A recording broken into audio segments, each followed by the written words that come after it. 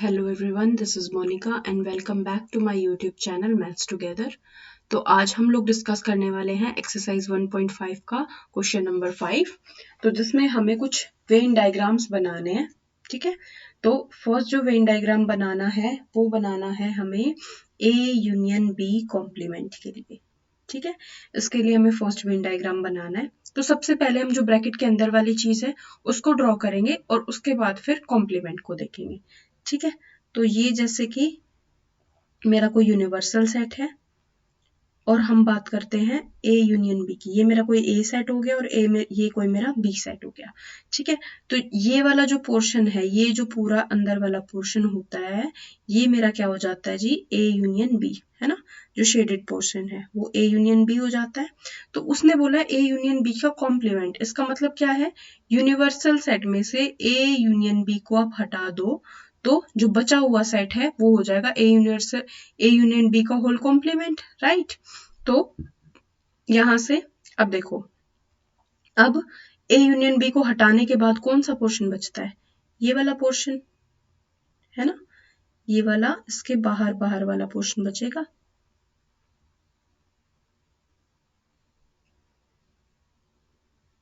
ये वाला जो पोर्शन होता है इसको आप क्या बोलते हो, ये हो जाएगा आपका ए यूनियन बी का होल कॉम्प्लीमेंट। ठीक है, तो ये हो गया आपका ए पार्ट। अब हम बात करते हैं बी पार्ट की।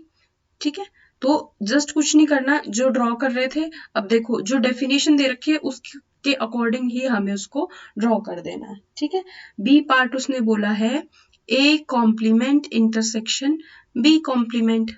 ठीक है, तो अब देखो, अब हम इसको ड्रॉ करेंगे। तो ये मेरा यूनिवर्सल सेट, ये मेरा ए सेट और ये मेरा बी सेट। ठीक है, अब ये मेरा ए सेट है और ये मेरा बी सेट है।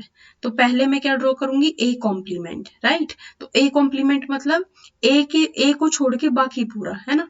मतलब ये वाला रीजन, ये वाला रीजन, ए को छोड़ के बाकी पूरा। ठीक है, ए को छोड़ के बाकी सारा, उसमें बी भी आ गया, जो ए के पास नहीं है वो पूरा बी आ जाएगा। ठीक है, और बाकी एक्स्ट्रा पोर्शन आ जाएगा। ये पूरा हो गया क्या, ए कॉम्प्लीमेंट। ठीक है, अब हम बात करते हैं बी कॉम्प्लीमेंट की। तो बी कॉम्प्लीमेंट कौन सा है भाई, बी को छोड़ के सारा पोर्शन, है ना। तो ये वाला पोर्शन, ये वाला पोर्शन, है ना, बी को छोड़ के सारा, बी को छोड़ दो और बाकी पूरा पोर्शन जो है वो किस में आएगा, मेरा बी कॉम्प्लीमेंट में।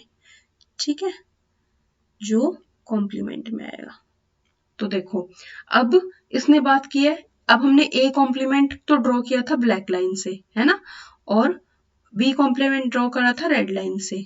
ठीक है, और अब ये बात कर रहे हैं उनके इंटरसेक्शन की, मतलब जो दोनों के पास हो, है ना। दोनों का पोर्शन मतलब ऐसे, ये वाला इंटरसेक्शन वाला पोर्शन। तो इंटरसेक्शन वाला पोर्शन देखो हमें कहाँ नजर आ रहा है, अगर मैं इंटरसेक्शन वाला पोर्शन देखूं तो इसको छोड़ के और इसको छोड़ के, है ना, इस वाले पोर्शन को छोड़ के ये जो पूरा पोर्शन है, ये जो पूरा पोर्शन है, ये हमारा क्या है, दोनों का इंटरसेक्शन वाला पोर्शन है ना। तो ये जो हमने मल्टी कलर से फिल किया है, ये क्या बन जाएगा मेरा, A complement intersection B complement. ठीक है जी, तो यहां से देखो ये क्या था मेरा, ए यूनियन बी का कॉम्प्लीमेंट, और यहां से ये क्या आ गया, A complement intersection B complement. देखो दोनों का डायग्राम सेम है ना, दोनों का सेम डायग्राम है। ये जो आंसर है, ये वाले जो वैल्यू है, मतलब यहाँ जो वैल्यूज है वही वैल्यूज यहाँ है, दोनों का वेन डायग्राम सेम है। तो मतलब ए यूनियन बी का complement is equals to A complement intersection B complement होता है, राइट। तो यहां से हमारा ये सेम आ गया आंसर। ठीक है, तो यहां से हम क्या कह सकते हैं, ये हमें पता है कौन सा लॉ होता है, डी मॉर्गन्स लॉ। ठीक है, तो देखो हम वेन डायग्राम से इसको वेरीफाई भी कर पा रहे हैं कि डी मॉर्गन्स लॉ मतलब एलएचएस और आरएचएस इक्वल होता है, जो डी मॉर्गन लॉ होता है वो वैलिड होता है, राइट। अब हम बात करते हैं सी पार्ट की। सी में उसने क्या कहा है आपसे, आपको निकालना है ए इंटरसेक्शन बी का कॉम्प्लीमेंट। ठीक है, तो सबसे पहले आप ड्रॉ करोगे ए इंटरसेक्शन बी, ये मेरा यूनिवर्सल सेट। ठीक है, ये मेरा सेट ए और ये मेरा सेट बी। ठीक है।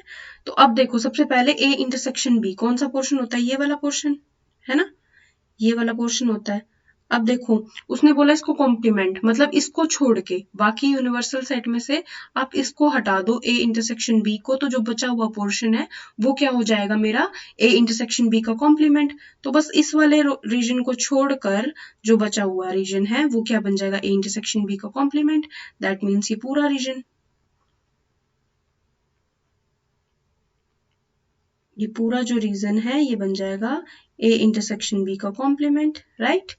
अब हम बात करते हैं किसकी, डी पार्ट की। डी पार्ट में उसने क्या कहा है हमें कि मतलब ये जो है ना ये वाला रीजन छोड़ रखा है बस हमने ये वाला, ठीक है। डी पार्ट में उसने बोला आपको निकालना है A complement union B complement, ठीक है।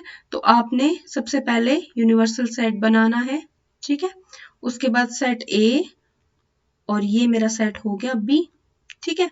अब पहले मुझे ड्रॉ करना है ए कॉम्प्लीमेंट। ए कॉम्प्लीमेंट में कौन से एलिमेंट्स आ जाएंगे, ए को छोड़ के सब, है ना, ए को छोड़ के बाकी पूरा आ जाएगा,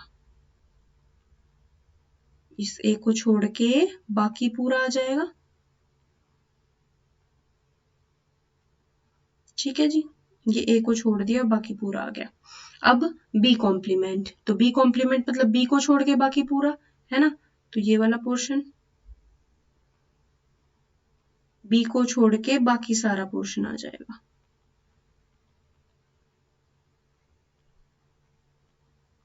ठीक है। बी को छोड़ के बाकी सारा पोर्शन आ गया। अब उसने बोला है इन दोनों का यूनियन, है ना, मतलब चाहे वो इसमें हो चाहे वो इसमें हो, है ना। तो यूनियन में देखो क्या आ जाएगा, जहां एक लाइन भी आ रही है सिंगल भी, यूनियन मतलब चाहे इसमें हो चाहे इसमें हो, है ना। तो जहां पे एक सिंगल लाइन भी आ रही है वो हमारा रीजन इसके अंदर कंसिडर होगा, है ना। तो देखो यहाँ भी एक सिंगल लाइन ए के अंदर भी है, मतलब ये पूरा भी आएगा, बी के अंदर भी है ये पूरा भी आएगा, और ये बाहर वाला पोर्शन भी पूरा है ना। मतलब सिर्फ इस पोर्शन को छोड़ के बाकी पूरा पोर्शन आ जाएगा, है ना। तो देखो इसका डायग्राम और इसका डायग्राम भी क्या है, सेम है, दोनों का वेन डायग्राम भी हमारा सेम है। तो हम यहाँ से ये चीज कह सकते हैं कि A intersection B complement is equals to A complement union B complement. तो ये भी तो क्या है मेरा, डी मॉर्गन लॉ ही तो है ना, ये भी मेरा डी मॉर्गन्स लॉ है, ठीक है। तो आई होप आपको इस समझ आया होगा क्वेश्चन नंबर 5। और अगर आपको मेरी वीडियोस अच्छी लग रही है तो प्लीज मेरी वीडियो को लाइक करें, मेरे चैनल को सब्सक्राइब करें और अपने फ्रेंड्स के साथ शेयर करें। मिलते हैं नेक्स्ट वीडियो में with next question. Till then bye bye.